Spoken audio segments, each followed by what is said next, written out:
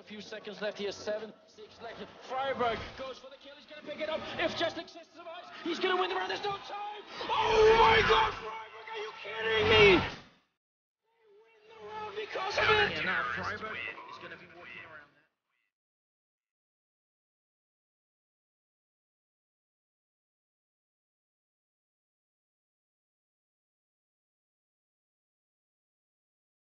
Hello everyone and welcome to another episode of the return of By the Numbers, the greatest esports podcast of all time, with me, Richard Lewis, and of course Duncan Thornshield, wearing another wonderful t-shirt that he definitely didn't buy from a drug shop in Amsterdam. Where'd you get that one from? Actually bought this from a drug-related shop in Atlanta, Richard. All right. 5 points. So. Oh yeah, I think I've seen you in this one before. Actually, I think you mentioned it. You told me there was some head shop or something. I should know about it because obviously I live here. But I've never. I love drugs. Well, that is I believe that's a matter of debate. There we go. It's the Turner mechanism initiated. You hear it working up there, Sam? I think I saw it activate. It would certainly be disingenuous of me to say I've had no association with drugs in the past. However, now I am in a happy place with my life and work, and therefore do not feel the need for any illegal drugs and respect the laws of the land of this beautiful country, America, which I one day hope to be a citizen of. There you go. And now we all dab. Why did you do that? Why did you? When I saw that picture, it's the way in the picture you look like you just sad. Yeah, he's like, bruh. Yeah, because they literally said like, "Oh, do a dab, and we'll take a picture of it." And I was like, "Oh, I'd rather you didn't, but just do it anyway to get the crowd hyped or whatever." So I just did this slow, sad for the crowd. Yeah, anything for the fans. That's what I'm all about. It was like fucking Eddard Stark kneeling at the end of like Game of Thrones season 1, like yeah. As the reins of bend the elbow or else. So, and I was like Arya Stark on the fucking Scepter Baelor, like no. I was like, you can even see in my face, I'm dead inside while I'm doing it. But I didn't even know they were gonna like. They did all this shit on fucking. So here's the mad thing, Duncan. On the day that they did all that stuff of me dabbing, I was getting like death threats, like people on Twitter. You always swore you'd never dab, like straight up, as if I just crossed some unbelievable threshold. People were unsubbing from my YouTube channel. I was like, what the fuck is this? It was just a dab. I regret it. All right, I just did it for the fans. Did it for the crowd. This is where I just hope next week it's like the fucking ADL is like the dab is the new symbol of. Alt-right leader Richard Lewis uses dab on TV. It was unreal, mate. So I was, I had no idea. This is the thing. You know what it's like. It was, you've done the show. Obviously, every time they say, "Oh, can you just sit upright, please?" I'm taking a picture of you and fucking about to wreck you with it in the section. So I should have seen it coming. I know the drill. Yeah, people have to realise that they don't tell us what they're doing when they put like a funny little skit. Because half the thing is like, whoever has that job, first of all, that job is obviously fucking a nightmare. Whoever has to put together those graphics, because half the time we don't even use them. Yeah. So obviously part of the joke is that they get to sort of have a moment of surprise on us as well. Yeah. Also, I have to say, when I was on that show, I was such a massive cunt every time they revealed. I never gave them any credit. I was always, yeah, it's hilarious that what's me with a hat. So yeah, brilliant. Mate, the one of you in the stockings was brilliant. Yeah. That was good, fair play. That was when Complexity won one game ever, and I had to wear a shirt and whatnot. But yeah. It's good times. Good times. Anyway, look, I kind of feel like we're about to tread over some repeated ground, but obviously since the last podcast, the fucking Immortals disaster happened. Like it finally happened, and it's just such a crazy story. So obviously, I know this is all played out. Everyone's probably bored of it, but if you wanted our take on it, this is where you're going to get it. So first of all, I obviously did a video about the roster changes and gave my opinion. So I won't repeat my opinion. I'll just give everybody the cliff notes, and that is that I think KNG's position is untenable. I think Lucas and Henny basically saying they want to leave is kind of a shitty thing to do to an organization that effectively, took a gamble on picking them up and has looked after them particularly well. And sure, you want to play with KNG, and we all get it, and you want to make your own team. But basically what you do by doing that is you deprive Bolts and Steele of the major spot, and they're the two people who've behaved well and behaved professionally. So it's probably the one example I could think of where that valve rule, which is there to protect players, has actually come back and bit too fine professionals on the arse, and it's really sad. So yeah. Oh, and just as well, I think we can all now safely say, do people understand just how full of shit they all were? By the way, sadly, I don't think they do, because what I've noticed is. This happens every time with every story, Richard. So, like, whenever a story comes out piecemeal, like a little bit after a little bit after a follow-up, the problem is it's like at every little stage, you're just losing more and more people. So everyone sees the first thing. Maybe, obviously, I'm just picking numbers up my ass. Maybe half see the next thing. But when you consider how many details, I agree. Like, I did similar research to you. I looked up all the, I tried to do a timeline, look at who was lying, etc. They're completely full of shit. Like, literally, you don't even have to go off the official story. Just look at their own stories matched up against each other. They don't work in any level. Like, it's all just nonsense. But the problem is, like, most fans aren't going to follow all that through. So I don't blame them, but there are so many stupid fans who are still saying stuff like, why doesn't FNS apologise? Well, he did. So, no, but he but you can't, you're not even arguing about things that happened at this point, are you? Yeah, I mean, like, and again, just to sort of expand on that point, FNS did apologize. KNG refuses to apologize, quite pointedly so, says he won't do it. And not only that, the issue that arose from their game with CLG, KNG was told he was on suspension. Loads of people were speculating, going, oh, but he mustn't have known. And he said in his statement, Henny and Lucas told me I was cleared to play.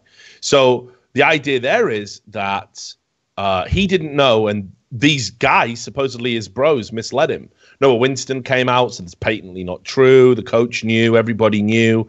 But Henny and Lucas said, we refuse to continue playing this game unless KNG is subbed in. Now that is fucking outrageous. That is beyond, like, how anybody can stand by these players after that is just mind-blowing. Let's be clear what they did. At the major, there was talk of them going out and partying. At Montreal, there was talk of them going out and partying. Regardless of whether or not they went out and partied, they were late for not one, but two competitive matches, including the final, costing their team a map advantage in a tournament that they could win.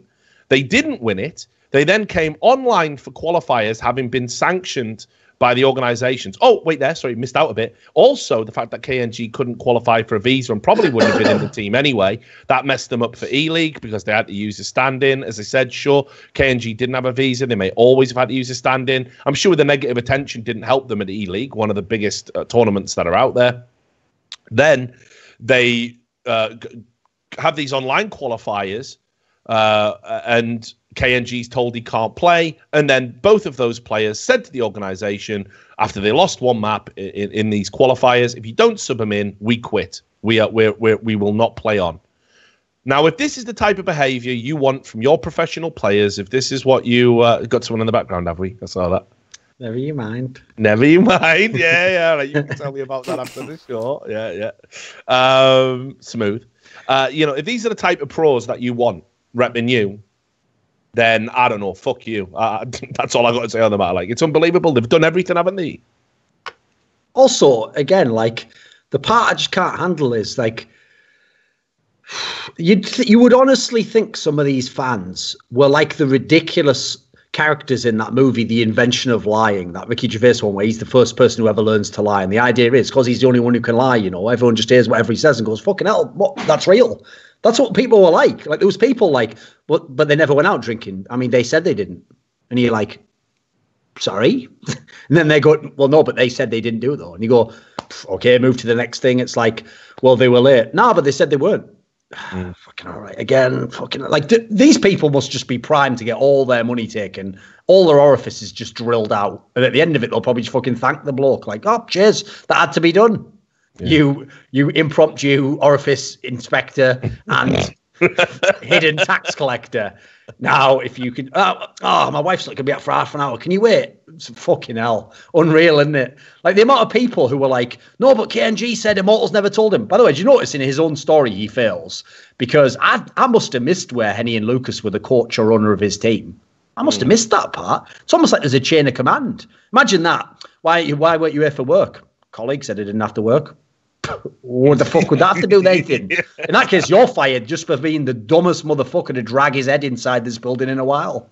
Yeah, it just reminds me of that fucking joke, innit? You know, with Frank Carson, the British comedian, I think was the guy who coined it, where it was like the woman gets pulled over for speeding, and the police officer's like, "Oh, it looks like we can probably work something out." And he starts unzipping his flies, and she goes, "Oh no, not the breathalyzer again." And the joke is obviously that like people have just perpetually lied about it, you know.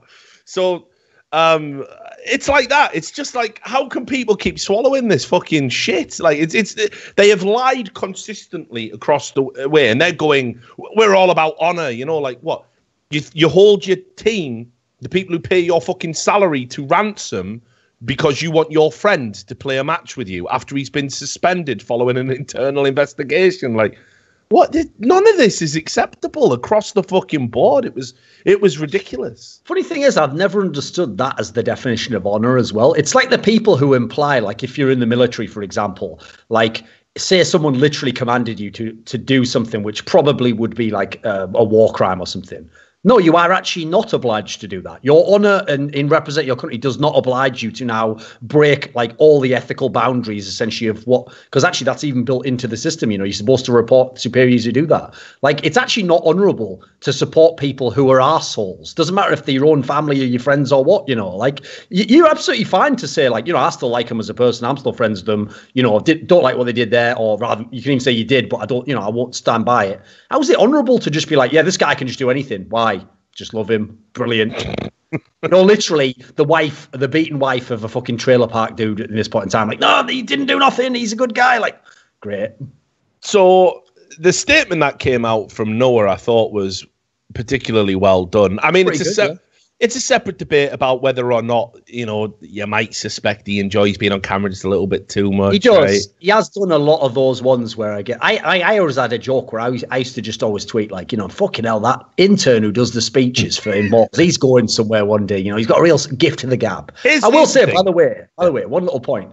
I noticed he did actually find that tweet that I have now referenced on 2 different occasions on this show. And he did say this aged well, as if to imply, you know, he realizes it was wrong.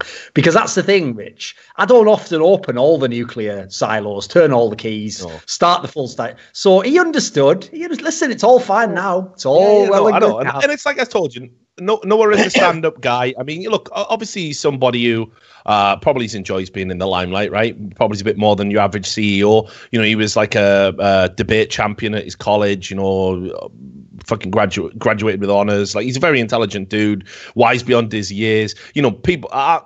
He's definitely the guy who was writing like Reginald scripts and stuff. You know what I mean? When Reginald was trying to like come out and make it look like he was completely ethical and all above board, and never did anything wrong. I mean, that's you know, we all know that they all collectively help him along, right? And they all work together, and that's fine. I'm all good with it.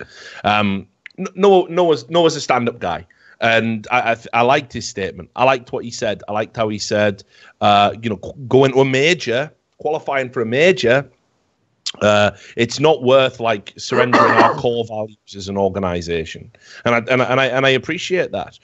It does create a sort of strange problem now, though, where if we can assume that they're going to because equally, I don't think Noah will hold these people a ransom on their contracts, because that's not his style either. So that disappoints me, though. Yeah, I know, because that's not how I deal with it either. I'd probably be a bit more authoritarian here. Not because I'm anti-player rights, obviously, because I'm definitely not, but because I feel these particular group of players have been so egregious in how they've treated the organisation. They've really bit the hand that feeds them like multiple times. But I mean, this is actually something I have a problem with, though, which is that everyone... Here's the... Like, if you notice in society, the easiest story to write at any point in time is little guy gets screwed over by the big guy. And problem is, I'm actually friends with Hawk, so I won't make a joke about something to do with him and Evil Jesus there. Like, it was too easy. The jokes write themselves. That bridge is now being restored. Yeah, we're all friends now. So, but the point is, when you write that story, right, everyone immediately knows what side they're on. Everyone knows, like, this is unfair. The bigger guy's exploiting him.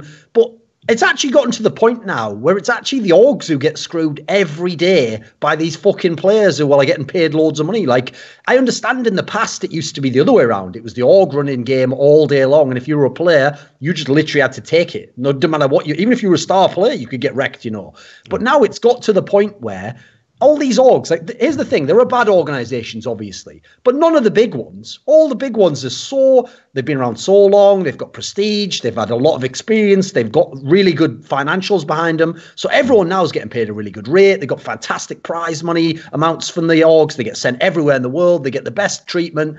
And yet the orgs do them favors, like let them out of contracts all fucking day long, let them go to the team they want to go. Like, think about that. In real sports, if you really demand a trade before your contract's up, I can just go, there you go, dickhead, I just traded you to the worst team in the other conference, so I never have to see you again. You'll never threaten me. And you know what? For the next few years, I don't have you, but kind of no one does in a way, I don't just trade you to marquee rival like people do in esports and let them just go on a fucking spree winning all the titles while I'm like, well, I could have had that guy technically for 2 more years, but I've let him go. It's actually mad at the extent to which players don't really give the nod at all to how good some of these teams are now. Like, I agree. If I had to guess, I'll bet Noah Winston, if someone comes along with a reasonable buyout, will actually let these players go. Maybe even make this fucked up team with FNX and KNG. And who knows, maybe it'll be better in the short term than Immortals, which is kind of fucked up because that's like almost above and beyond generosity, isn't it? Yeah, well, listen, I think this is where it does get really fucked up. That team on paper undoubtedly would be better than any team that Immortals could scramble together, unless somehow, because Steel's English is pretty good and Bolter's English is coming along, you could maybe bring in some other players, but I don't know what the makeup of the team would look like, where you would go. So yeah, undoubtedly, I think this, team party boys or whatever you want to fucking call it would definitely fucking be better in the short term. No doubt. There's no doubt about it. And of course, it would cause all these other seismic ripples. You think about what, the next Brazilian teams in line. Tempo Storm still has some Brazilians. Obviously, Luminosity has some Brazilians.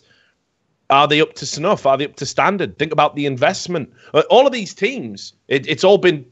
All of the success Brazilian teams have been predicated on stable lineups and hard work and just playing together and just grinding out. And if you, unlike a lot of teams where sometimes you'll see some of the European teams, they come together and they have the honeymoon period and then they drop off. Pretty much it's been like that line, for the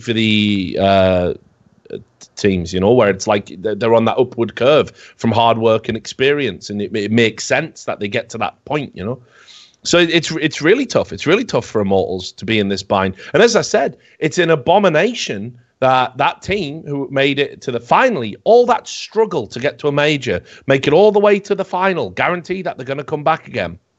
It seems to me an abomination that they're going to have to surrender all the exposure that would get them going back to that major. Well, all the stickers, the merchandising. It's like that's why I say again. Remember, Noah Winston has the contracts of these players. He is in no way obliged to help these players out. He could, if he wants, just say, you sit on the bench till your contract's ended. Here you go. If I'm obliged to pay you, I'll pay you. You never play for my team again. Or he could even go, you know what? I'll give you all buyouts. Oh, by the way, I won't be sending you both to the same team. There you go. You can go to this team and you can listen, pick any team. You just won't be taking that spot. He could do all these things and it would be entirely within his rights to do so. Yeah, I agree. And, and as I said, I know enough about Noah and him being a stand-up guy to know he won't do that. And he will accept, as you said, reasonable buyouts, which is another thing that doesn't happen a lot of the time, does it? We already had the CIS conversation, didn't we? Yeah, right. So, it's just fucked up. Now, as I said, they will make that team. That team's happening. The FNX team, the KNG. Henny Lucas. I have no idea who would pick that up. I don't imagine it would be a particularly good organization. Therefore, it does make me wonder whether or not they will get their salary value, because the kind of team that's going to pick up 4 known troubled players, shall we say, is certainly somebody that doesn't care about the bigger picture. And I imagine it would be a quick cash grab to get your brand to the major, Now, who the fuck it would be, Lord only knows. It might even be a short-term contract. So I guess we got to wait and see. But I definitely see it coming together, and it does feel unbelievably fucked up to me that after we pull away a web of lies, get to the bottom of completely unreasonable behaviour from all 3 of them, if you wanted to give Henny and Lucas a pass, you definitely can't when they're holding the team hostage and saying you must sub KNG in now or we're not going to play, which we're salaried and mandated to do, you know. But then, you see, just after it went well, and I was like, yep, Noah, he's handled that like a blinder. There was the issue with the fucking social media account over at Immortals. And this is, like, here's the thing. I don't know if you've been on some mad fucking therapy tip or something lately, because you've been fucking so reasonable compared to how you usually are. Yeah. Yeah, why though? Why? What's changed? I think here's the thing. Sometimes I do every now and then. I do try and just, you know, think about it. Remove emotion, just respond in a very rational manner. But also, I have just noticed that in examples like, obviously, the two examples for me are like Poland and Brazil, where people just constantly call me a racist all day long. I've noticed in those cases, you actually just make the contrast even more obvious as to who's like ludicrously biased. If you just sort of are even more specific in how like you articulate yourself and you don't leave much room for like interpretation, because then the people will start like, see, he's a bloody bigot. It's like, now you just look absolutely ridiculous, you know. No, but I noticed on a few occasions you took the sort of nuanced path. I was like very surprised. This was one of those occasions because for me, right, like, and again, me and Noah get along. We'll be having drinks, no doubt, soon enough. But I just call him as I see him. You either love me or hate me for that. And I'm going to call this as I see him. I think sometimes you can get high on your own fucking benevolence. You know what I mean? Like when you do something good and everyone's calling you this Christ-like figure, like everybody did, like, oh, bloody hell, Noah's handled that like a boss. What a legend. Like he might actually be the red-headed Christ that we all, maybe Christ is among us, you know? He's kicked those players out. He's talking about values and honor and ethics. And it's so amazing. Love him. Love Noah Winston. And Noah Winston's like, and you are blessed, my children. Ah! And just ascending. Yeah. His glistening pale skin radiating from heavenly light, you know, like, and everyone was just on board with it. Then this fucking Immortals social media guy made a tweet, a joke, basically riffing on the whole prove it or I'll kill you from KNG. Yes. Yeah. Right. And then Joe Cardali, who's a journalist, you'll know him as Tolkien fanatic. He just tweeted out saying, I expect there will be a 7-minute video explaining why Noah Winston had to fire their social media guy tomorrow as a joke. And then Immortals, off their official Twitter, replied with, unfortunately, this tweet was unprofessional and out of line with what we stand for. The person responsible no longer works for Immortals. And I was saying to people, because people were saying to me, have you seen this, Richard? They've just fired the social media guy. I'm going, that's a fucking joke. It's still the guy, because that's what they said about KNG. Yeah. You're fucking, I thought it was a joke initially. Yeah, and I was going, you're all fucking morons. The guy's too meta, he played you. And then people started messaging me saying, no, they've really fired their social media guy. And Joe messaged me saying, I feel sick. I feel like I've got someone fired. He felt awful about it because he drew attention to it, you know. And Kevin Hitt, a journalist who I know you know, he messaged me as well and was like, what the fuck is this? And it's like you've gone too far at that point. You handled it all perfectly. Yeah. Just, there's no need for further benevolence. You don't have to burn away all of the sin with purifying flame. Well, that's the part, I mean, I don't really understand, right? Because here's the key element I thought was actually the distinguishing factor, is if you remember, the guy actually did also, like, censor it. He just put prove it or ... Like, listen, I would absolutely sit him down and go, listen, like, the timing is fucking terrible on this. Yeah. Secondly, don't reference jokes or our players said they'd kill people. Like, you know, remember, that is sort of reinforcing something we want people to forget. But I will say, he didn't put the I'll kill you part. If you put the I'll kill you part, I think that actually might have been the tipping point for me. Yeah, maybe. And I understand what they were doing. Now, obviously, when I looked at it, looked into it a little bit more, people did say he'd had a couple of fuck-ups in the past, and that could be true. Sure, I don't. Yeah, and the guy put his statement out, but he sounded really remorseful about, like, you know, why have I lost my bloody job like this? I loved Immortals, I love this job, you know what I mean? And he seems like a nice kid by all accounts, and it's super hard, right? Because you want your social media account to be edgy and up to date with the memes and down with the kids and dabbing and all the other stuff that they all love. That's telling Donald Trump to delete his Twitter account. Remember when people actually thought Hillary Clinton did that? Yeah. That was one of those moments I just lost all faith in humanity. Yeah, right. So, you know, you're like, fucking, this is brilliant.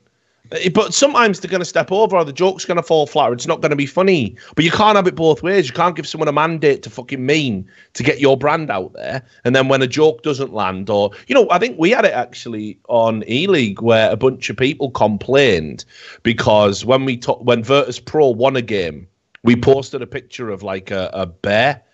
Polar bear, I think it was, and it had blood round its mouth, round its muzzle, because it had just savaged like a fucking seal or something. And loads of people, of course. Yeah, a metaphor, because Virtus Pro's logo is the bear, right? Now, you would see that in any fucking nature documentary, which, by the way, are like usually PG-13, even if it's got an animal eating another animal in, because we accept.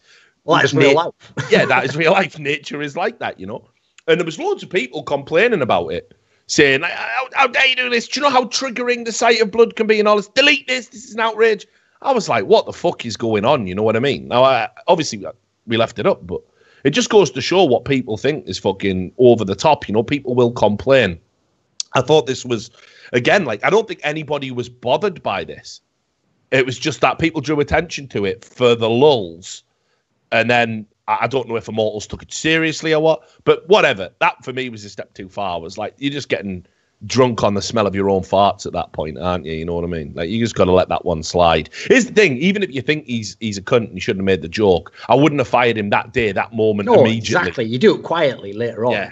That's the thing, actually. In that sense, Noel Winston, you have made a mistake. You are trying to be too virtuous. Like, remember, you are a businessman. You've already given up your good players that are going to leave, and you're going to let them all go. And you've let this guy go and pretended like you thought it was cool that he was here and all that, even though he was here for like 3 weeks and just basically was enough of an arsehole. He's actually brought a negative sight to your Brazilian brand. But on this aspect, be the arsehole businessman who just goes like, yeah, well, maybe don't tweet like that again. In the back of your brain, just go and start the timer, 3 weeks. And then you send that. You don't even tell that guy why he's fine. You just go, listen, we've really enjoyed our time working together. We feel though it's time to let you go and expand your career horizons while we move in a different direction. Just make up some shit. And then just let that guy go surreptitiously. And that's the mad thing. There was loads of replies like to his statement that he put out saying, I see a young man who is ready for his next job and has learned a valuable lesson. Like, I think Jack from Cloud9 says he's hiring him. Well, you see, now that adds another layer of intrigue because we all know they're in cahoots. Yeah. So maybe Noah was like, gotta fire this cunt. This is a headache. But Jack, give him a job because I don't want him to land wrong, So I can imagine Noah doing that, saying, look, he's not a bad kid. Give him a job, maybe. Or maybe Jack's just being a fucking baller, you know what I mean? Because he'll roll like that too, But yeah, I thought that was ridiculous. Now, anyway, while we're just still on the subject of Brazilians, right, there's a couple of things I wanted to bring up. Okay. Yeah, not even about Immortals, mate. No more? Okay. A couple of things I wanted to bring up because I think a few people were a bit critical of us. Okay. You're trying to portray things that aren't there about Brazil and you saying you wouldn't attend a major and that. I got a little bit of criticism, a little bit of blowback. And look, again, I want to stress before we get into this, I am not saying and never have said all Brazilian fans are bad people. I don't believe that. I know that not to be true. Indeed, even during the Immortals stuff, the vast majority were like outraged at things KNG did. There's just a small hardcore faction that just, believe in this sort of like, for want of a better word, thug life. And they want to embody that and express that through the game. That's fine if that's an extension of who you are. But I think we can all agree in professional sports, that's not going to be appropriate, and you want to stamp out any kind of undercurrent of violence. Now, one of the things that I alluded to was that there's been other LAN events where players have gone off at each other. I actually found an old article, and it's amazing that this just sort of has kind of been forgotten about in the annals of time. And I'll link it to you. You'll need to directly, I'll just put it in the group chat so you can open it up. You'll need to Google Translate it, and you'll need to Google Translate the original link from the archive. So there'll be some copy pasting you have to do. Right, but basically, this is an article from the website Team Play Electronic Sports, and basically what this one of the worst websites ever, by the way. Basically, imagine this, Richard. Here's a little insight for you. Okay, so that's basically the sort of Brazilian HLTV.org, but you're going to love this. Yeah. So whoever runs that Twitter account has just openly talked shit to me for years. Well, reasonable, right? Yeah, it continues. Yeah, there's always a new depth that we can go through. Yeah, so basically, anyway, if you look at it, what it talks about is how there was an incident in 2014 at the CSGO LAN. This isn't ancient history or anything like that. And it talks about the Target Down team, which obviously Fallen was in. The Target Down brand was something that was synonymous with him.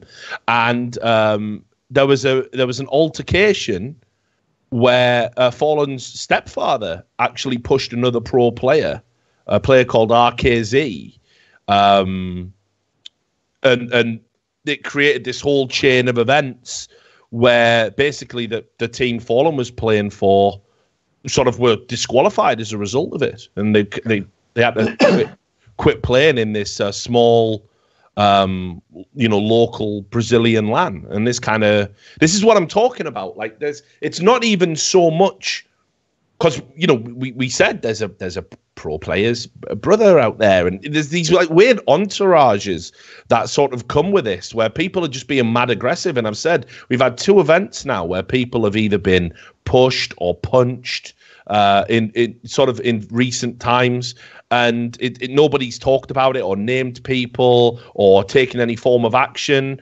And it's just fucking weird that this is like some sort of thing that's like going on. Like, there's this undercurrent, like it's been there for a while. There's probably other events like this. I don't want it to look like I'm just singling out Brazilian teams, but I did find this. And I'm looking at other events. I know in the UK lands, for example, there's been fights as well. It's just the UK scene isn't fucking relevant at all, They had, me and Sam know about an organisation called Choke Gaming, where the CEO got into a fucking bar brawl over like some... You realise you're setting yourself up on that one there. Yeah, obviously. Mate, we heard the joke. Okay. A little team we know of. Okay. A little team founded by Richard Lewis. No, okay. So I was like, this is it's just fucking weird. That's what I'm saying. Like, I don't know. I think we've allowed things to kind of percolate and permeate and just bubble up for too long. And now there is this like strange... There's groups of people out there who do genuinely think it's okay to just be sort of sticking one each other at lands in the name of honor or dignity or integrity or whatever the fuck they want to call it. And no one's talking about it, but... Well, here's the thing. It's like, I think I actually summed it up pretty well in my video. When I tried to be reasonable and look at things from other people's perspective and how it might be in there, but the ultimate conclusion I still drew it back to was... that is not the culture of current modern global esports. So if you want to be a part of current modern global esports, you must be part of that culture. You cannot bring your culture into that and think it will change to meet you. It won't. So, for example, you're absolutely right, by the way. There have been tons of semi-pro players who've had punch-ups at UK lands. But first of all, those were not like major tournaments. And secondly, that would not be tolerated now. And if there were consistent punch-ups, and especially pro players actually having fights with like other pro players who weren't from the UK, guess what? People wouldn't hold events in the UK. I can tell you that. So if anything, it's in line with what we said. It's consistent. And that's what I mean. And it's like, look, I'm definitely not singling out Fallen. Like, I'm not saying his behavior is in any way called into question here. But, again, when you bring people to LAN events, there's people that you can't necessarily control. And I think that's another thing we need to look at, who's traveling with a team. Like, when players are going out and bringing like all these extra people along and you have no idea who the fuck they are, it creates all these like weird additional considerations because you don't know what these people are going to do, how they're going to react. It's like at least the pro players are sort of bound by there's an organization, there's a salary, they've signed an agreement with the tournament that they compete in. Once you start bringing like a fucking entourage, it's just going to be jumping off like it's the fucking, MTV Music Awards and fucking Suge Knight just rolled up. You know what I mean? It's like, it's just getting ridiculous, isn't it? That's actually something I have a problem with as well, is like, here's the problem, okay? I realize in that story you were talking about before, the pro player was technically just in a nightclub. They weren't actually, it wasn't anything sanctioned. But I have to say, if anyone ever brings an entourage to an event, pro player, and either at the event or at the after party, we're talking about like a real after party, like sanctioned by Twitch or whoever it might be. If one of their entourage taxes someone, as far as I'm concerned, they should share some of the culpability because they brought that person. They're the reason that guy's at the Twitch after party. They're the reason why that guy has backstage access. So that's the only way I can see you can police it. You can't just be like, well, oh, sorry, he's just my mate. Well, I can't be held responsible for him beating up all the people who said I'm shit. Like, come on. Obviously you can. So there was that, and I was like, right, you know, like people don't realize it's not that we're saying again all Brazilian players are bad or Brazilian fans are bad or anything like that. It's just that like there's this shit just keeps happening, and there's nothing in place to kind of fix the issue. And right now, I think I couldn't, in good conscience, sort of attend or just in good faith attend a Brazilian event. You know, I think there's some issues that we need to look at. But then there was this other thing that I saw. Do you remember Fur went off on FNS and said how it was a fucking disgrace that he would say something about another pro player without being able to verify it as fact? I would imagine that means Fur must have done this at some point in time. Well, no, here's the thing. Okay. Just did it just the other day. Literally. Where he implied that player from like Ghost Gaming was cheating. Well, I mean, yeah. That's fucking rich as fuck, by the way, for anyone who's ever followed any of those subreddits where you see all the cheat clips. I know. SK Gaming players doing that. So you live in a fucking greenhouse, mate.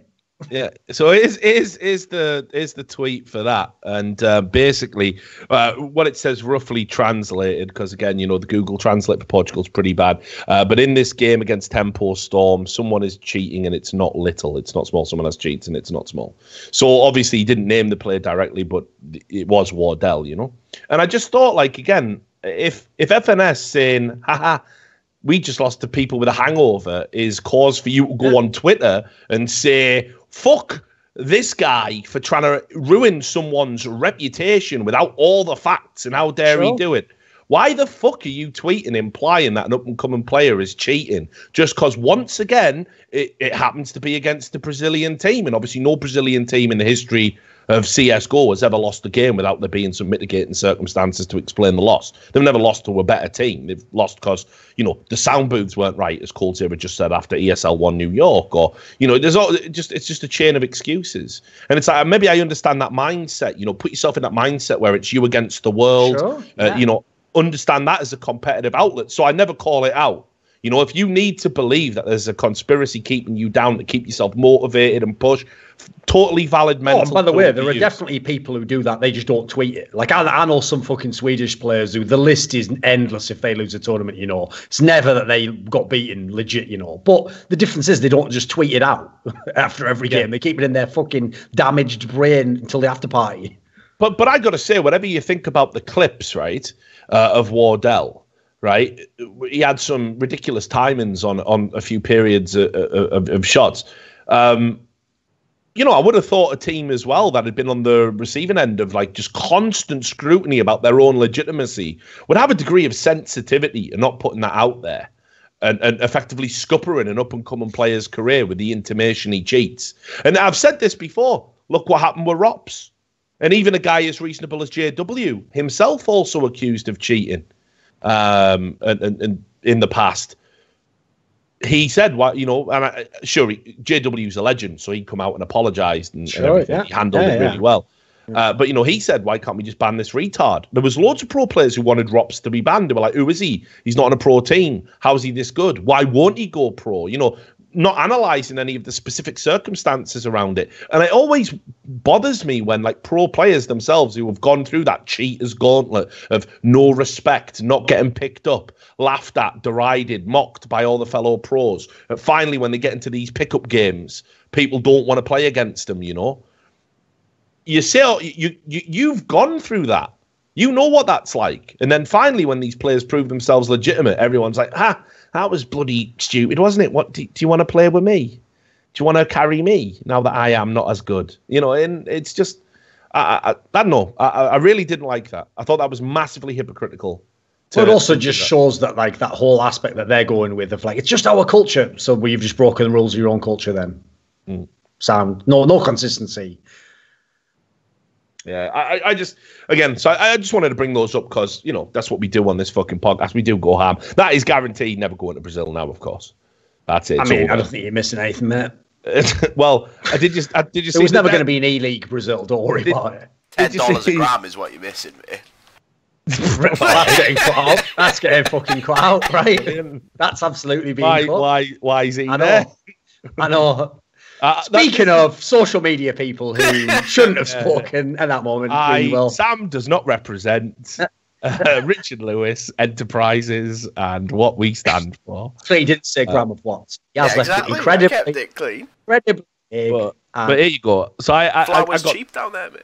I got this email, and I can't tell. It came into my inbox like at a time where I had made a video about another popular streamer.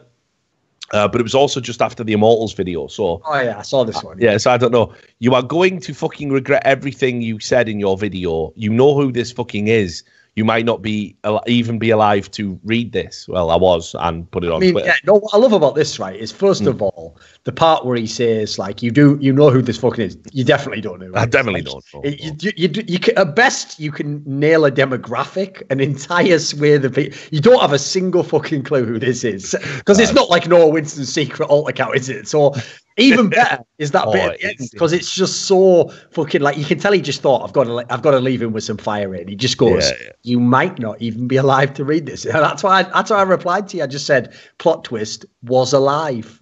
Yeah, and the thing is, he sent me another email after that tweet. Come on. Right, which I'll just read it to you. He says, "You really think it's a good idea to make fun of me on Twitter? Pick your method of death. Decapitation."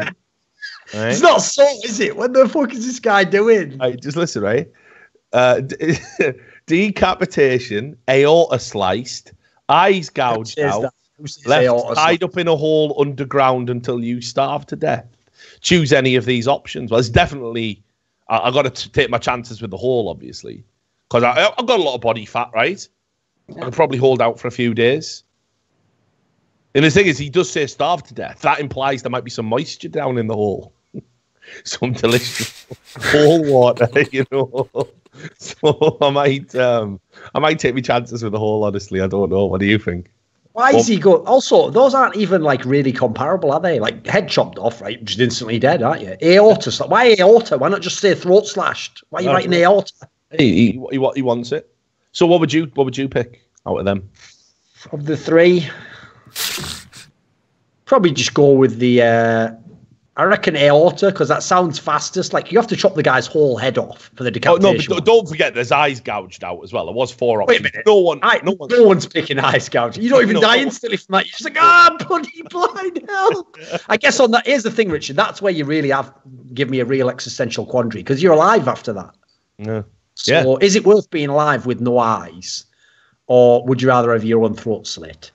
Thing is, once I'm blind, obviously you can just do whatever then, can't he?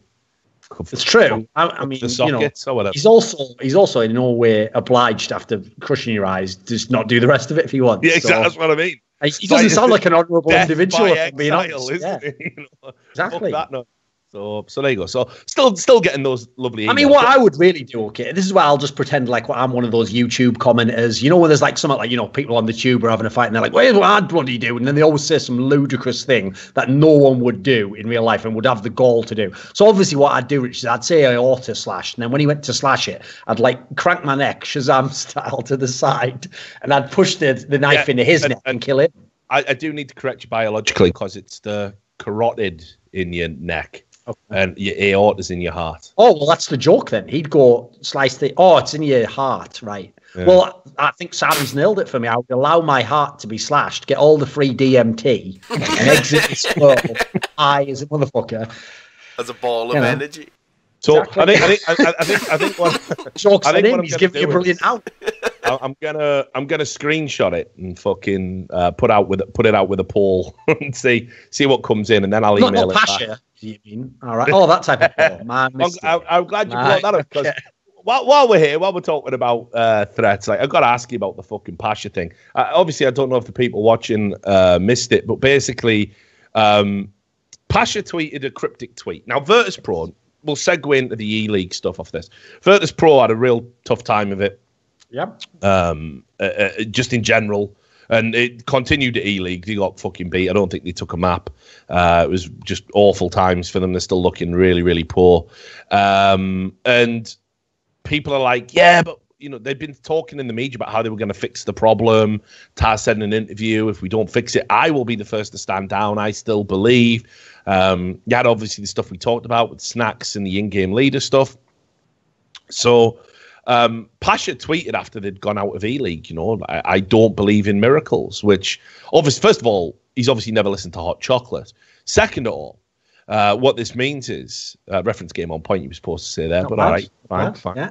Fine. Fuck catchphrases, I guess. That's good. It's good. Let's go back to dabbing, right? So, so obviously the implication there is we can't fix this problem. It would take a miracle to fix it, and I don't believe. That's what the cryptic message is. Yeah. Now, you replied by saying a 29-year-old ex-plumber from Poland who now makes $25,000 a month playing a 5-year-old video game. What do you call that? Beak face. Now, obviously... Yeah, and a heart at the end. Oh, now, I mustn't leave out the heart. Now, the point is, and this is how I interpreted it, that it is pretty fucking unbelievable, isn't it? That a guy who used to be, and this was the first thing, of course. People said you were racist because you said he was a plumber. He was a labourer, not a plumber. I did correct myself. Yeah. And obviously, I don't know why that's a meme about Polish plumbers or whatever, but I've never heard it. I know someone who literally was a plumber, and I've actually never met anyone who was Polish and a plumber. So yeah, so whatever. As usual, people who aren't from our country know better than us about our country. Yeah. So I was perplexed by that. The implication you were being somehow racist towards Polish people because you implied that Pasha could be a skilled labourer. He was actually an unskilled labourer. He even said in the video that they used to just tell him pick that up, carry that there. He did the lowest level of manual labour. Yeah. So it's not an insult, it's a compliment. Then you say you make $25,000 a month, which he does, playing a 5-year-old video game. What do you call that? And then, I don't know. I've never seen Pasha do this before. So obviously, I think you can probably say he was a bit upset because, the way things are going in Virtus Pro. And he said, I'm younger than you. That's true. It is true, Duncan. Okay. Not sure how he's won on that one, but yeah, no, he might live longer. We don't know. He might. He's got a chance. He's got 2 healthy kids. I mean, my kids are all dying, so he wins on that one. Why is he even bringing that up? Well, that's getting cut out. That's getting cut out, obviously. Thorin's dying kids. 3, he's got a lovely family. I guess you couldn't possibly don't even have a family. Just came out of a rock. Right?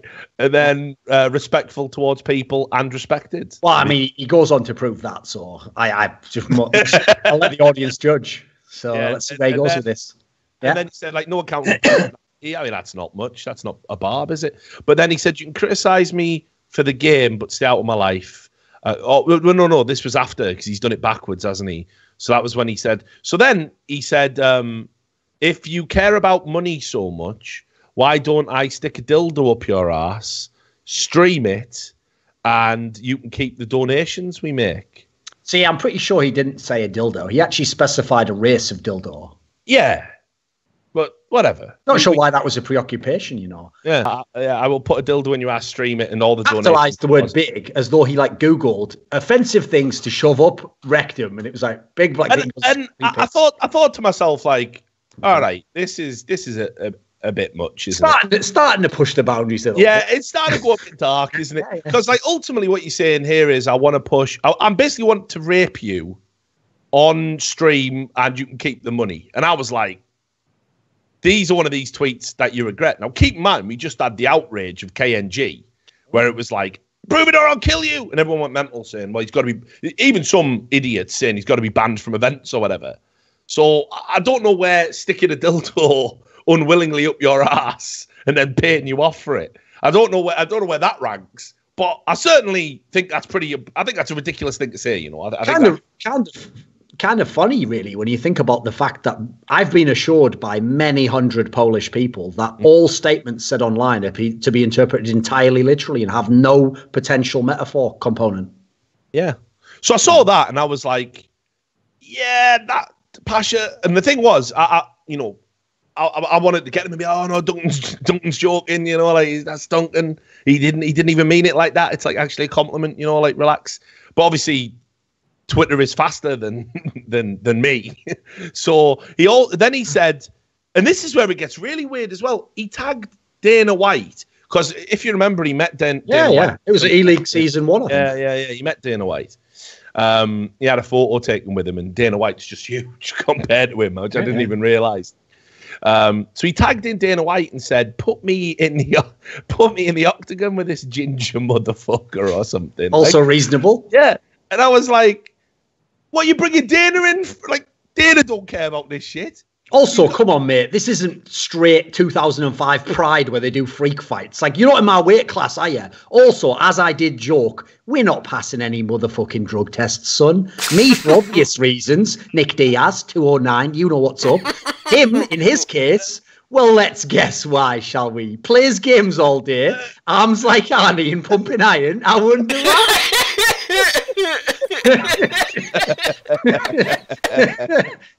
All I'm going to say, real recognize real, homie. So I was like, fucking hell, like, what's going on here? And then obviously that's when he said the line about, I'll see you in the octagon, motherfucker. He also offered to pay for you to have a hair transplant. I'm guessing. I don't get that one, really. No, I think got ginger hair.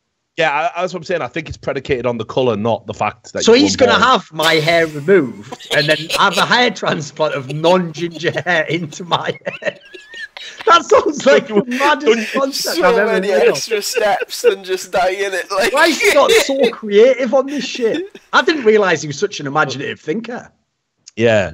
So and then he said, "You are not my friend. You are my ginger friend," as well. Which is he's even working his own memes into his rage-induced. So here's the thing. Like, we're bringing this all up. Like, now, there's a serious point. That this was deemed to be hilarious, and on Reddit, everyone was like, Pasha is so funny, love Papa Biceps. This is wildly inappropriate. If KNG had done this, you'd all have been fucking calling for him to be fucking banned for life. Oh, forget KNG, mate. What if Simple just did this? Someone who asked people to grind against it'd be over. They'd be like demanding you fired.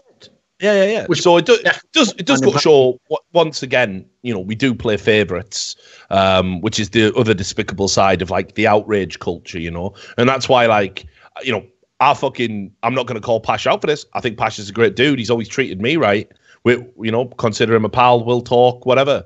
But yeah, obviously didn't like this, and then people were really gearing it up, like, haha, another event you can't go to because someone's going to beat you up, like as if Pasha was like actually, going to attack you. You know what though? That's actually something I've heard many times before. Right? I realise some people are memeing, but some people actually think because they look at Pasha, and also he does sort of joke as though he's like the tough guy, People don't realise that is actually the act. That is the persona. Yeah. Like, he is one of the least likely. If I'd have actually had to list like top to bottom pros at a major who are likely to beat me up, Pasha would be at the fucking very bottom. Oh. No joke. Like, he'd be below like Get Right. Like, because this is a guy who was never, as far as I know, expressed any violence whatsoever. In fact, he's usually a very chill guy. He's a fucking sweetheart. Which I have to say, by the way, that does get taken into account. It's like, in court they will say, you must consider this individual has never been in trouble with the law before when making your judgment. It's like that he has a crack history of not doing this sort of stuff, so I'll give him more leeway on that, Whereas KG, we didn't know this fucking guy. He was around for 3 weeks, wasn't he? So there was all that, and of course it has a happy ending. Sam will no doubt dig the tweets out just to show, obviously, and this is what I mean about you expressing some nuance, because I thought the reaction was pretty outrageous for what looked to me to be a relatively benign statement, and if anything, a compliment. Sure. I would have to do a lot of mental gymnastics to take it as an insult, which a lot of people did for some reason. They were happy to do those gymnastics. But, you did say, yeah, well, in many ways, it is kind of my fault a little bit. The timing was off. Sorry about that, Pasha. All still, mate. You know what I mean? And I was surprised. Okay. I'll be honest. I was surprised you said that. You actually were diplomatic for a fucking change. Well, here's the thing, okay. First of all, there was DMs involved before that. So it wasn't just the public thing that I went on. We talked about things privately. Secondly, like I say, he has a long track record of being a really cool guy, actually. Like, above and beyond, like, I'm not one of these people, by the way, where if someone just never says an insult to you, he goes, he's a cool guy. It's like, well, you don't know that guy. He's just someone who doesn't talk to you. Pasha has actively messaged me before, like, obviously tweeted at me loads in a joking manner, has come up to me at numerous events, including, by the way, after all that Poland shit. He was one of the main ones in VP. A couple of them who told me, like, listen, like, you could still come to Poland, like, joked, like, oh, we'll take care of you, don't worry. Like, oh, if you ever come, we'll show you, like, a really great time and it'd all be good and all that. So he's actually been a really cool guy in general. It's just that in this particular instance, I actually legitimately do believe what I said there. I think somehow it just caught him in the worst possible timing. And so while, by the way, I totally stand behind the fact that's like a very light-hearted joke with no serious intent whatsoever, I can understand from his perspective why, for some bizarre reason, coupled with the fact that, yeah, maybe there's some advanced English in there, maybe he took it the wrong way and went mental. I will say, though, can we just, for once and for all, agree on this point, right? This is the part that does tilt me, is the people who try to imply that it was in any way vague what I said. Let's be absolutely clear here. Anyone who thinks that the reason, the number one reason Pasha makes $25,000 a year now is because he's a really dedicated and good pro player, you know fuck all about esports and the economics of esports and the history of esports, because there were players who practiced as much or more, who were as talented or more talented, who played at a good or a higher level for years and years and years, including from Pasha's country, who never made a sniff of even a 20th of what he makes now. The reason he is able to make all of that is because you know the old saying, ships rise with the whatever the fuck is, rising tide carries all ships. Yeah, that's what had to happen. Esports outside of Pasha had to exponentially grow to the fact that even in Poland he can make 25 grand while still living in Poland. He doesn't live in a team house in Cloud9 and fucking NA and the NALCS where he does videos and that's what gets you a salary. No, he still lives in Poland and makes 25 grand a month salary for being one of the best players. That is fucking amazing. And if that isn't miraculous, just delete the word miracle, because what would be the point in the term, right? What could be more miraculous? If you come from where we've come from, I remember at the end of 1.6, the best player in the world used to make like $1,500 and used to have to play all day long for that.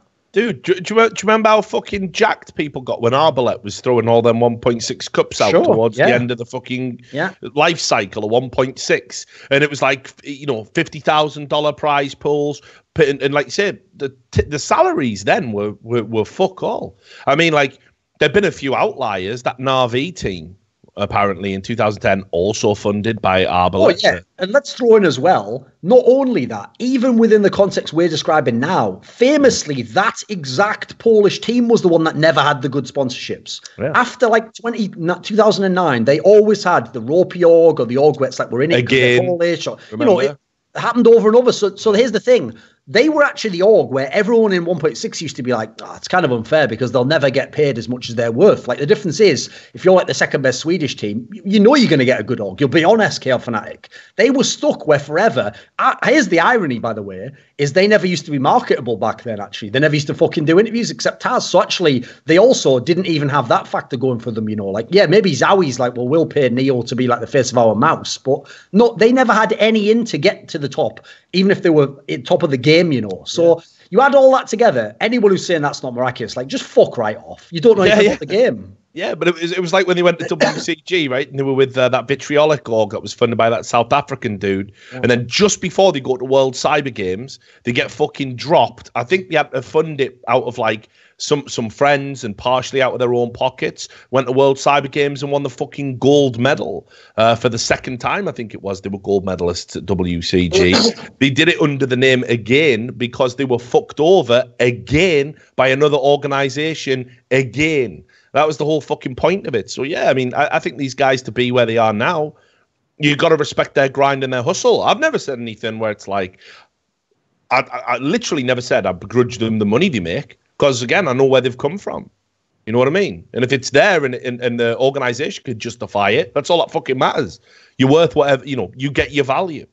So, again, yeah, I thought it was a bit fucking Also, strange. I will just say one other thing I've just remembered as well is, like, people did this with that config skadoodle thing as well. What they'll do is they'll always fall back on this absolute rank lie that has no evidence over 16 years of me being in esports, which goes like this. Yeah, well, he does have a track record of saying exactly that sort of thing about people who are ill or about people who've just lost a match. Don't have any track record whatsoever.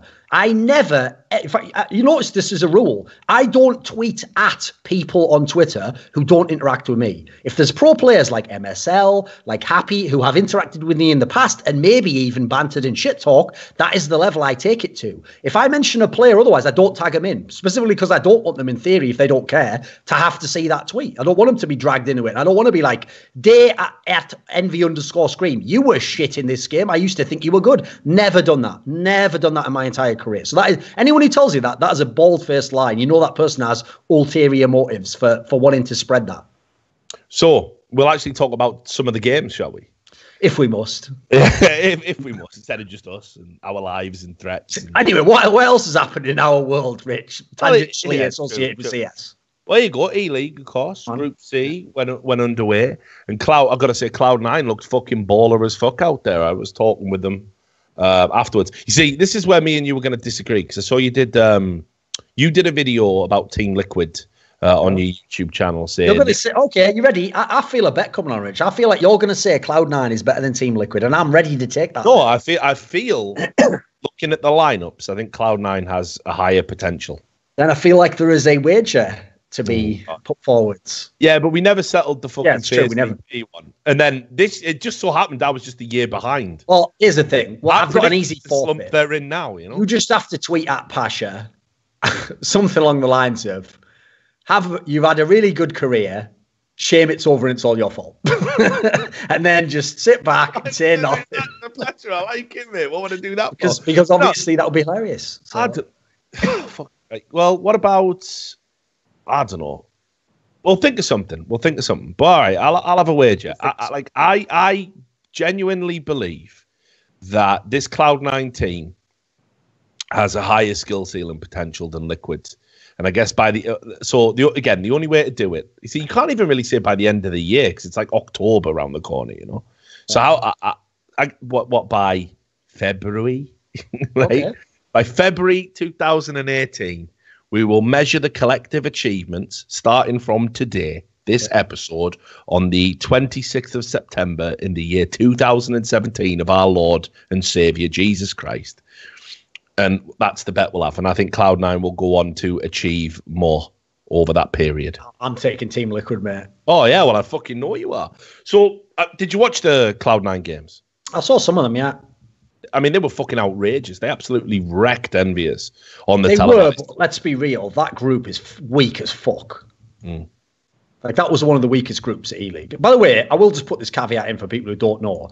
I don't actually blame E-League for making the groups this way, because since they're doing it one group every week, it's not like a normal tournament. Not everyone can come every week. You can't all take 4 weeks out of your schedule. So unfortunately, they couldn't seed it like a normal tournament where you just do, 1 to 16 and you put them all in groups. They had to literally seed based on who's going to what tournament. So for example, like if you notice, Richard last week when we were talking about ESO New York was talking about E-League Group B, which didn't have any of the teams that went to ESO New York. That's why Group B also, when it initially was announced, looked like this isn't as strong as, for example, A and D, which are ridiculously stacked. So I don't blame them for that, but I will say Group C is one of the easier ones as well. In fact, when now it's all played out, obviously Immortals in theory was going to be good. North's actually pretty good now. I think C was actually the weakest group in the tournament.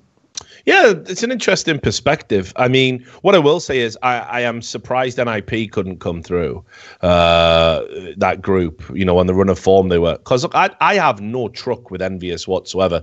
Just to wrap up the thoughts about Cloud9, I thought Cloud9 looked really, really good. I talked to, Tarek and Stewie after the tournament. They were saying, we're working on a few things. We've got this system in place now. Skadoodle was actually really fucking good, but sure, it's only 2 best of 1s. So I'm not going to get back on the, wow, he's turned the corner train. We'll wait and we'll see. And he was playing teams with no fucking AWPer right now. Yeah, right. And that's a factor. But look, just to talk about Envious, who went through, really surprised me. When they capitulated on TV, on TBS, 16-2 against Cloud9, one of the most dominating scorelines we've ever had on the televised show. They let Train through, and it was like watching an Exist veto. It was unbelievable that Train would even be there. And one of the things that we were kind of speculating about was that maybe there was like a little bit of a mutiny going on, because Scream said in an interview, like we did a losers interview, again, quite rare you see those, and Scream just said, we just weren't prepared. We're not prepared on Train. We can't play Train, But we've picked it a reasonable amount of times over the course. Yeah, they've played it quite a... Yeah, that's like their third most played map or something. Yeah, that's what I'm saying. So I was like, what the fuck does that even mean? Like, it's to say that... I agree, by the way. It's the fact that you let it go against Cloud9 is the absolutely unforgivable part. That's literally, in theory, Cloud9's best map. Is that and Mirage? They're the 2 maps they're ready to go on, Yeah, exactly. So I was like... They left it in there for the 50-50, so they got a little bit unlucky with the randometer, but it would have been a ban for me against Cloud9, because Cloud9 love playing that map at the moment, and they're getting results on it. So I would have definitely took it out. So I think it was a bad veto. And because of that, the Scream answer at the end didn't make any sense to me, where he said, well, we're not prepared on train. It's like, no, well, you do play it. It's in your map pool. So you must be prepared on it. And I don't know, in the back of my mind, it was like, I got thinking again about maybe there's some little internal friction within the team, a little bit of conflict. Happy's got that look on his face again where he's like, fucking, why me? Love this. He did that interview, didn't he, where he said, He basically suggested in the interview that, by the way, if you know anything about Happy's history, this will not surprise you. But he actually thinks all the tactics he's calling are fucking banging and people just forget them and don't do them right. Yeah. So essentially, Happy is the guy who was run into a wall 100 times and is like, when is this fucking wall just going to get out of my way? It's like, come on, mate. Are you ever going to learn from this? Yeah, I thought that interview, when I read that quote, I did wince a little bit. I thought, oh, come on, man. Now, here's the thing. Fucking RPK was out of control. He basically powered Envious through. That's why I don't believe in this team, mate. Because first of all, I actually looked in the past. That's happened in a few of their other notable upsets, like famously the one where they beat SK on Inferno ESL Pro League in Season 5 finals. Almost every mega upset they've had was just RPK going bonkers and rolling it back 7 years to CS Source or something, because the numbers in this group were absolutely ridiculous, weren't they? Yeah. And by the way, he's not doing that every week. No, for sure. Over 20 kills, I think, on every map that he played. And yeah, just it was like watching old RPK again. You're right. You don't often see that. I don't know if the system is going to bring that level of consistency out. He's lost a lot of weight. He's getting in shape again. Okay. So maybe that's a factor in all of that. I have no idea. I can't really get a read on why he was so good. But again, obviously, it's in isolation. It's 1 week. It's not even a tournament as such. It's just a group stage. So you can't judge too much on it. But RPK was fucking brilliant. Scream played reasonably well as well. But my thoughts and feelings about Scream are never going to change. I think as a star entity, he's quite underwhelming. I think one taps are brilliant and they look great for highlight reels. But if you can't be more versatile than that, if you're not willing to step up and put that to use as an entry fragger and really open things for your team, I kind of think you're not realizing your full potential. He's probably the most ridiculous comfort player I've ever seen, where it's I guess you could add Skadoodle in this mix as well, based on, except everyone knows the excuse for that one. It's if you are only a star player in one very specific role, and when you have exactly these players with you and everyone else doing everything you need to do, you're not really a star player. There's an old saying in the NBA, right? The star player is the guy who can just get his own shot anytime he wants. Yeah. You can just give him the ball no matter where and he'll find a way to get his own shot. If you're someone who sort of needs the ball given to you and only in this position and someone has to screen for you and then go, at that point in time, you're just a really good role player. Mm. Oh, yeah, absolutely. And look, one of the other reasons I was surprised with Envious sort of overcoming NIP was just that, again, I'm not sold on Sixer as an AWPer. I think he's the clear weakness in Envious. But he actually did all right on Nuke. He really came into the forefront. And NIP, to me, I looked at it. I'm like, this is a stronger team. I really rate what Rez is doing. The one criticism I'd probably give him is he's trying to be too supportive now. Remember when he first burst into the team and he was straight bodying everyone and posting big numbers? And it's like, fucking hell, what a find. Now he's trying to add an extra layer to his game and kind of take on a support role, which I don't think he necessarily needs to do. I think if he can find the balance between fragging and sort of doing those more supportive components for his team, I think you can put him, as a Zipnix kind of player, someone who'll have all that versatility and nuance, but it wasn't there. He had some very up and down performances. Got to say, in the must-win games against Envious, though, he was one of the standout players for NIP, even though the rest of the team wasn't.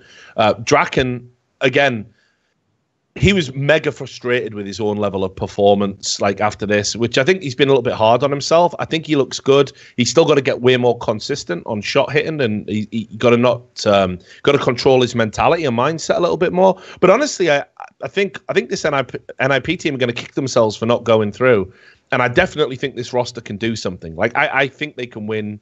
Say over the next 6 months, if they keep this roster, I think they'll win a tournament. Maybe not a big one, maybe not a major one, but I think they could easily pick up, a respectable sized DreamHack or an ESL event or something like that. I definitely think they've got that talent. It's just everything else needs to click. And they're a bit unlucky. Exist. God bless you, Richard. He was kind of a little bit underwhelming. But Forrest and Get Right were doing what you'd expect them to do. It was just It's like Envious just pulled out 2 like really monstrous performances on on those last 2 maps in that series. It kind of felt like it was a snatched series for me. I think NIP are going to be brutally disappointed. Well, especially because, as far as I know, like those 2 maps, Cache and Nuke, like those are 2 fairly shit maps for Envious, especially Nuke. I don't think they'd ever won on that on LAN until that game. So obviously, NIP is still a classic Nuke team from this rework as well. So you definitely, the maps favour them. So yeah, I agree. For me, it's more of like a knock on Nip than it is like a great performance for Envious, because I don't buy any of this shit for Envious. Like, I'll actually say one thing. When you were saying about how Scream sounded like he was sort of a bit off message, I actually think they're in a position that's similar to what is going on in Virtus Pro, where part of the reason why people are sort of jostling all the time and making weird, vague statements in Virtus Pro is because in a way they are sort of bound to each other, because they're getting this deal that's way better than they could get elsewhere. And at the moment, they know they don't really justify the deal. But at the same time, you don't want to kick someone out because, first of all, that also puts you on the chopping blocks next if you do badly. Envious is like that. Like, Envious apparently still makes a pretty fucking good salary. Like, if people knew, apparently they make a salary way higher than teams at their level. Because Hastro sort of was like, I'll buy into this potential. There's some good pieces here. Don't blame him entirely. Some of them look good, but they have been so terrible. I've actually got some content coming up on them soon where I really go into like the depths of the numbers, and you'll be staggered by how bad they've actually been. It's almost on the level of that Echo Fox piece I did a while back, where like you don't really realize till you take the full picture view of all the lands, all the matches. It's really, really bad stuff, mate. Like, the rare times they win, it's almost like miracle games that they're winning maps, and they've done so underwhelming for so long. It's like this lineup. Like, apparently, based on that tweet from Nell and Direct, like, apparently they are going to keep with this lineup, but I think it's a fucking mistake because it's got no future in it, in my opinion. Yeah, I guess we need to wait and see. But yeah, you're right. I agree with you. I don't think they can keep limping along like this, and that's another reason why I was surprised. Everyone was picking NIP to come through that group. Virtus Pro slumped to continue, and Envious to bow out. Just a few words on the Virtus Pro thing. Now that we're all still mates, it's really just fucking sad. I think they're out of answers. I said it last week. I'm going to repeat it here. I saw them come to E-League after they'd done this big press offensive and were talking up a good game. Like, the games they lost here were just blowouts. It was just fucking really embarrassing. 16-6. They won 19 rounds over 3 maps. Yeah. 19 rounds across 3 maps. Like, so Envious absolutely wrecked them on Cobblestone, which I thought was a map that Virtus Pro were meant to sort of, be at least having their. That is like Envy's one best map. Though. Sure. It's Envious's map, incredibly, but it wasn't even competitive, Duncan. Yeah, it wasn't even competitive. And then you've got NIP, when they beat them 2-0, like Overpass and Train, like. You're playing these maps. CP, yeah, you're playing these maps. They pick Train, right? And they've played Overpass a bunch. Like they got 16-5'd on their map pick, a 13-2 half. Yeah. They got. Do you remember the T side Virtus Pro used to have on Train? Do you remember what they were like? Yeah, they used to win every time. Pretty much. They got 2 motherfucking rounds against NIP, who were betting in new players and struggling themselves. I mean, the good thing is, apparently this has officially sparked it, so Taz is now the in-game leader. But I will say, put it this way, this might sound like a really abstract point, and like just people will wonder why am I even saying it, but I actually think it just shows how few options they have in that team, that the first thing they do after losing is Pasha just go mental on me on Twitter. Yeah. That's it. That's the only solution, right? There's nothing else he can do. He can't fix the team. He can't make this happen, XYZ happen. We've already had the fucking snacks outburst. People have tweeted, already Taz has said a bunch of shit. Like, fucking hell, it's unreal. This team. But that's what I mean. These guys are obviously clearly fucking frustrated. At this point, I don't even know if it's a case of the players want to make changes but can't. I don't know if people feel trapped in this fucking relationship. Well, it sounds like a golden cage scenario, doesn't it? Yeah, but it's the thing. A golden cage for 5 people who, are vaguely cohesive and together. Sure. I didn't see any of that.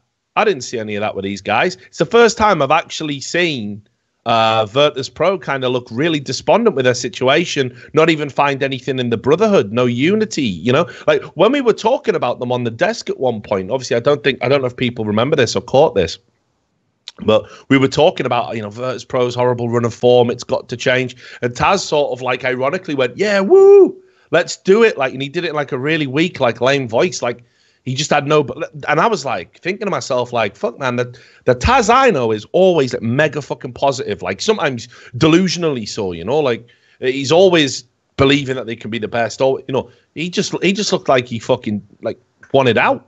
They all did, and I was like, it's not, you know, it's not like those guys. And then usually you see them round events together, sitting down. Sure, yeah.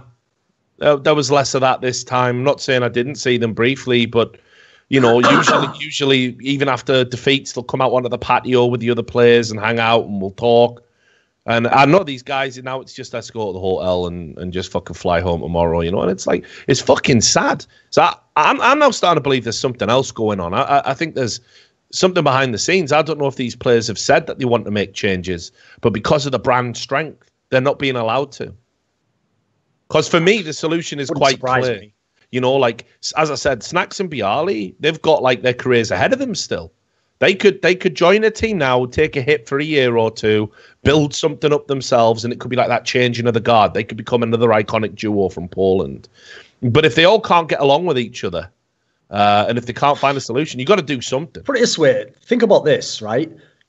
Obviously, no matter where you go, if you're in VP, yeah, you're going to be taking a salary hit because you're not going to fucking North and you're not going to any of the teams that are in that ridiculous stratosphere of inflated salaries, right? But if you're Bialy or Snacks, like if you're watching this show right now, hit me up. I'll get you into like fucking Mouse Sports or Optic or wherever you want, like some good team that'll pay you a good salary and you will actually have career opportunities to get in tomorrow. Of course, these teams will want you. Yeah. I know. That's what these teams are about now. Well, that's what I mean. You're locked into these big, long contracts. And I think that's a problem. I think the buyout for any one player on Virtus Pro would be unfathomable. Do you know what I mean? That's why this does feel like one of those like ridiculous cursed monkey paw scenarios again, doesn't it? Because it's like they were, you know, the one thing they never had, except for like a very brief period of time, was like real stability and the best salary. Didn't matter if they were the best team even at any point in time. Never had that. It's almost like they were like, well, the one wish I have is for us to be able to play together forever and make the most money in the world. And then the fairy was like, yes, I'll give you that wish. Plot twist, you are now the worst team in the world and you can never leave, but you will constantly be paid the money. Yeah, it is like that. You know, the fucking, it comes with a free Frogut, but exactly. The Frogut contains potassium benzoate. You know, that's a reference. Right, so I do feel fucking obscure Simpsons references with Richard Lewis. So, yeah, obviously, I do feel fucking sorry for them at this point. And maybe, look, publicly, obviously, they've got to say, we've got to stay together, we've got to make this work, you know? But fuck me, dude. Like, it clearly can't anymore. So anyway, that's what our Group C went down. There was a couple other quick stories, which we'll just get into briefly, since we've had a self-indulgent episode. Dignitas brought in Lowell and Asilian. I don't know if you think this makes them sort of, you know, improve now. So the roster, for those who haven't been following what Dignitas has been up to, is Fox, Rubino, Jacob, Lowell, and Asilian. That's the team. So kind of still like the remnants of the old Dignitas making up the core of the team. Obviously, people who play with each other going way back to G2, and they brought Lowell and Asilian in. Now, I've got to say, like, Asilian's one of the Danish players who his career has been an inexplicable horror show to me because garbage, isn't it? No, here's the thing. When he was at fucking Reason Gaming, he was like an up and comer, you know. He looked fucking really good. I saw him at a few tournaments where he was just fucking balling out of control. I thought, this is another Danish star in the making. Then somehow he ended up sort of being like in-game leaders for these like lesser teams, and his game just went to fucking ass. Now, I know the lad. I think I still think he's got potential. He's only fucking 21. It's not like it's dead in the water. But holy shit, just the numbers alone have just been really fucking horrifying. And, you know, he's struggling to beat teams like Extatus, you know. Like, he's not getting into double figures against him. He's getting wrecked all the time. His career's gone downhill so far nowadays. Apparently, he can only beat the best female teams by like 16-6 nowadays, not 16-1 anymore. So he's really fucking let himself go, hasn't he? Fucking hell. just stir that one in. Just throw that one in. Launch that grenade. But anyway, what do you think of the Dignitas team? I think overall it's a good move. Like, I have to say, the players they get rid of, like Croman had some potential, but he was just so inexperienced. I think that's his problem. I don't think he's played at high enough level. So I think it'd annoy me if I was like some of the veterans in the team. You have to like a player like that. So I think the Lowell pickup's a good one. I always thought he was like a decent fragger. I think he got a little bit. His peak was actually when he first joined Mouse, but I think he was a decent player. Like, he was not a bad fragger. As far as I know, like to tie into what you said about Asilian, as far as I know, I think the reason they've recruited him is to be the in-game leader, because I think Rubino, when he made this team initially, became the in-game leader, and then it actually worked for him at the minor. He was doing a good job, but I think he just didn't like it. Like a lot of people do that, you could do it for a month or two, but eventually you get sick of it, you lose enough, you go, right, fuck this, I want to be a fragger again. And obviously we know Rubino's a skilled player, so I like the idea of opening his game up a bit. He can definitely contribute more. And also, the other thing about Asilian is the reason why it's not as confusing to me that he didn't have a good career in CSGO is I remember when he was playing in that SK Gaming team back in like 2015 and he was coming to some of the events. He might have been like a Gfinity or something, I can't remember.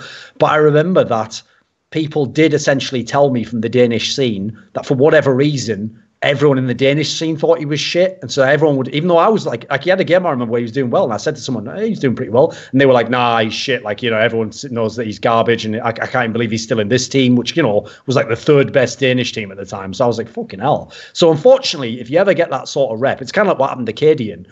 It doesn't matter how good you are. You can actually be much better than your rep, but that rep will haunt you for a long time in the pro scene because it's very cliquish in that sense. Yeah. So I don't think it's a bad set of pickups. I just think that Dignitas team is just kind of a non-entity, like what's the point in it? Well, it's interesting you say that because, I mean, they went through the qualifiers for DreamHack Denver and they actually lost in one of the finals for that qualifier to that fucking Hellraisers team, right? And what's mad about it is Angel and Woxic fucking were just, I mean, Woxic, of course. In his native environment. Yeah, online as fuck. Cameras anywhere filming him. This is where he is going to go to a LAN and drop like 40 or something, just straight records, but whatever. I'll keep on laughing about it. Hold my breath. Yeah, well, just as well. So, yeah, Woxic and Angel kind of carried the living shit out of them, but they did it in two, and it was like, it was sort of vaguely competitive, but Angel and Woxic just kind of gave him that extra element. So that, if you're failing qualifiers against Hellraisers, you probably need to get back to the fucking drawing board, because I still think that Hellraisers team, there is no God if that Hellraisers team goes like, it disproves any fucking existence of a higher power if they go on to like win tournaments or do something. Like, we'll have to kill the podcast immediately if that happens, by the way, because that's all the credibility out the window. The whole episode, Hellraisers the worst team. No, don't worry, mate. That lineup is not going to do anything. All right, good. We're safe then. We're safe. Right. So it's time for the fan questions. All right. So Matesius, one of our $100 patrons, says, for the past year or so, there haven't been any eras comparable to the likes of Fnatic. Has CSGO reached a point where it is too competitive for there to be such an era again? Right, I'm actually going to definitely, at some point, it's just I haven't got around to it because it's such an evergreen topic. I'm going to make some content about the concept of eras because I feel like fans themselves, because so many of them weren't around during all these periods we're talking about. Like, you have to realize at this point in time, when Fnatic was on top in 2015, was 2 years ago. So most fans actually, in fact, this would have been the end of their era 2 years ago.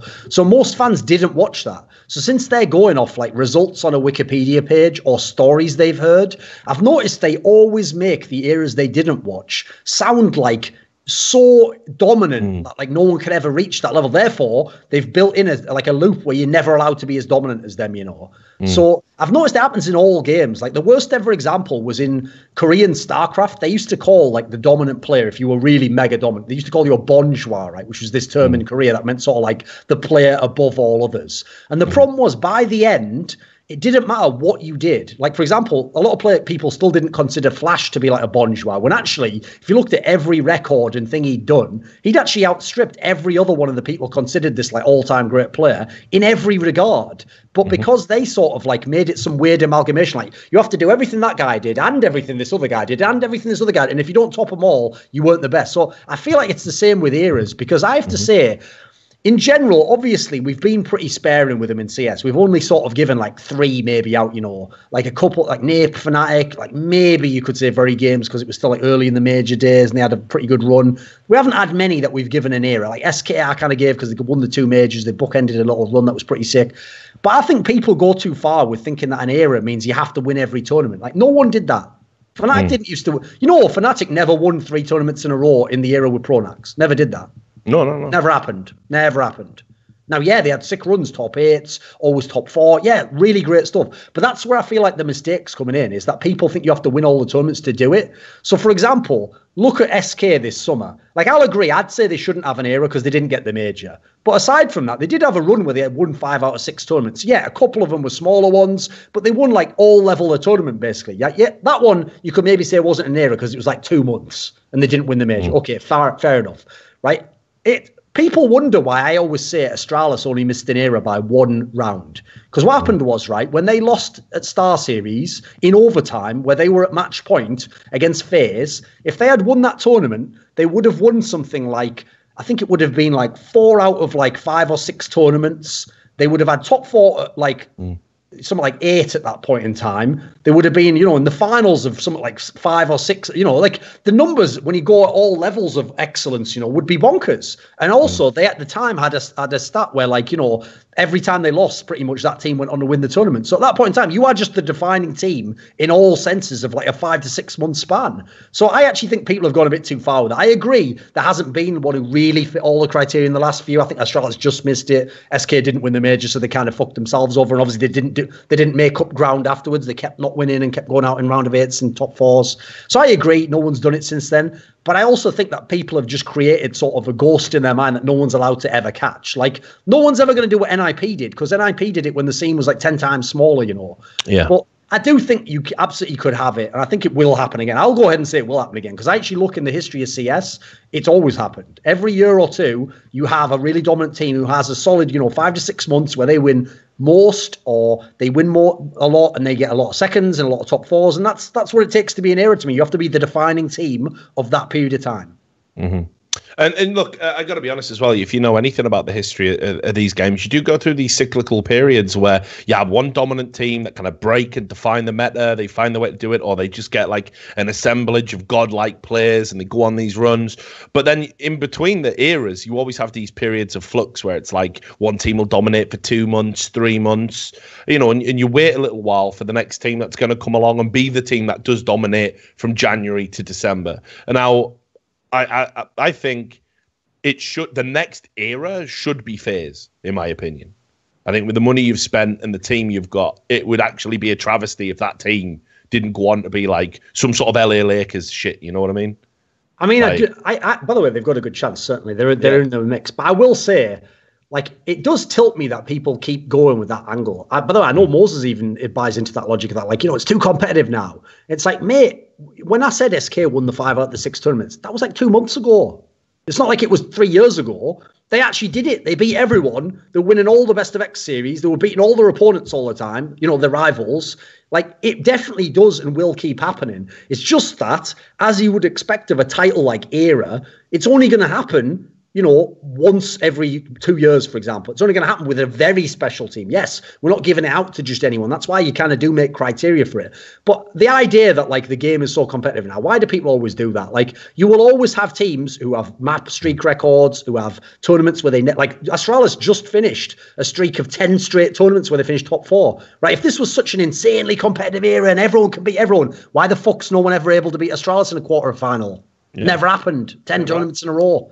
You know, there will always be eras where it's very competitive, but there will always be eventually one team that dominates all. I actually have just as a small abstract, the reason why I think it always happens as well is because for me, the team that dominates an era usually has like keyed into something. First of all, you nearly always have to have some of the best players. That helps, obviously. But you also, your style of play just happens to work against the most teams at that era. But that's also why that era almost inevitably always ends, and you usually don't become the number 2 team after that. Because what happens is all the teams below you, first of all, they try playing you with their normal roster. Usually they lose because it's your era. Eventually, they go, fuck, we have to do a roster change. And they will usually do a roster change predicated on beating you. Like, oh, they have a little bit more skill than us. Get a young, skilled player in. Oh, wait a minute, they have a better AWPer. Got to better get an AWPer. Or in-game leader isn't good enough. Whatever it might be, they will sort of adapt to be able to now, if not beat you, lower the gaps, make the gap smaller. When 5 top teams with loads of money do that, eventually one of them's going to figure it out. And unfortunately, when they figure it out, because they've literally built their team to like counter yours,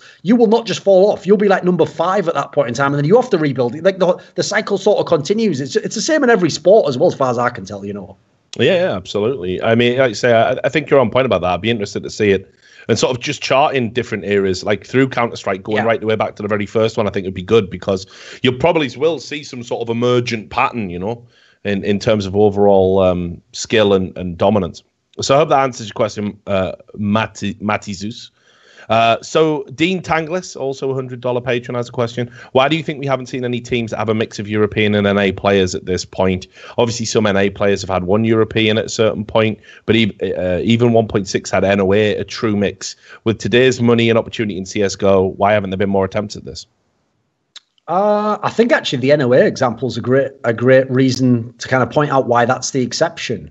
Because in that particular instance, you actually had some European players who made up the European contingent, which was 3 of the players at all points in time in that NOA side, who were much better than the teams that they had offers for at the time, and basically were sort of in the wilderness a little bit and couldn't get onto some of the best teams so they were willing to take the chance. Anyone who's good enough in Europe isn't willing to go and take the chance in NA, because first of all, there's better teams in Europe. So even being on like the 9th best team in Europe sometimes is worth it over taking a mad risk on going to some like decent NA team. Then you got to add in that I actually think, like, it could have happened already loads of times, by the way. There's loads of times where players were available and all that, but unfortunately, like, I also get the sense that you're just not going to get it. Like, for me, the end of the equation that I can't see working is the NA side. Like, I don't see how you'll get good enough NA players to go with the EU players as well. So I don't really see what the benefit would be at the moment. Like, obviously, it has to be an NA org, because otherwise, why else are you going to get the NA players? Then it has to be someone who can recruit 2 to 3 European players. So you have to have the money to do that. And then thirdly, somehow they've got to be good enough that the NA players will accept them, but not quite good enough or in a weird political circumstance like Simple was, where they can't somehow just join a mega European team. So for me, it can happen, probably will one day. It just takes a very special set of circumstances. And the fact that now in Europe, we've got FaZe, Penta, Dignitas, Mousesports, are all these mad mixed teams, makes it even less likely it's going to happen, unfortunately, because now I don't even have to go to America when my domestic team won't take me. I go to one of these teams. Yeah, and I think the cultural thing can't be overlooked as well. I know Americans like to live in America. Obviously, Simple said that while he liked America, he struggled being away from his family, friends. When you're talking about intercontinental movement and being away for long periods of time from people that you care about, obviously it's a fucking, it's not like a quick flight. It's not like, say, oh, hey, I'm in Britain and I go to Holland or France or Spain or Germany, 1 hour on a plane. This is fucking, a good solid 12-hour flight or whatever. It's pretty fucking rough. Oh, that's also another factor that could make it happen, is if the money keeps going up. Like, if in 5 years you're going to pay me 200 grand or 300 grand to come and play, then you will get some players who'll do it obviously, just for the money. Because fly home every weekend or whatever if you want, whenever there's not practice periods or whatever. So yeah, certainly. Money is the answer. Oh, and good news for you, Thorin, as well, just announced today. Twitter has now extended its character limit to 280. They've doubled it in size, so you can be twice the arsehole. That's the problem, Rich, because now that I can put more context in, it's actually going to ruin my entire persona, which was built on people willfully misunderstanding me. Yeah, I know. And sometimes my language. Yeah, you are fucked now, mate.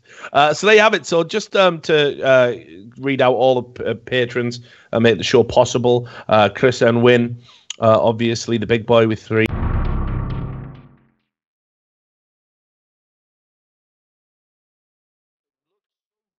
Just a few seconds left here. 7, 6 left. Freiburg goes for the kill. He's going to pick it up. If Just survives, he's going to win the round. There's no time. Oh my God, Freiburg!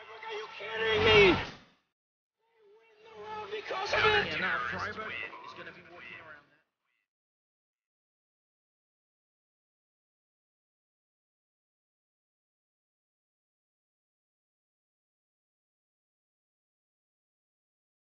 Hello, everyone, and welcome to another episode of the return of By the Numbers, the greatest esports podcast of all time, with me, Richard Lewis, and of course Duncan Thornshields wearing another wonderful T-shirt that he definitely didn't buy from a drug shop in Amsterdam. Where'd you get that one from? Actually bought this from a drug-related shop in Atlanta, Richard. And All right. 5 points. So, Oh yeah, I think I've seen you in this one before. Actually, I think you mentioned it. You told me there was some head shop or something. I should know about it because obviously I live here, but I've never. And love drugs. Well, that is I believe that's a matter of debate. There we go.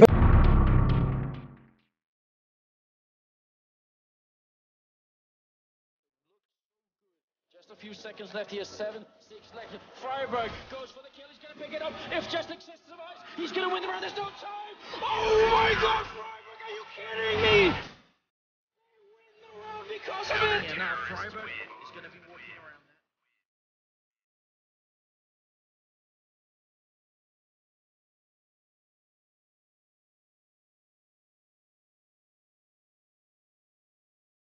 Hello, everyone, and welcome to another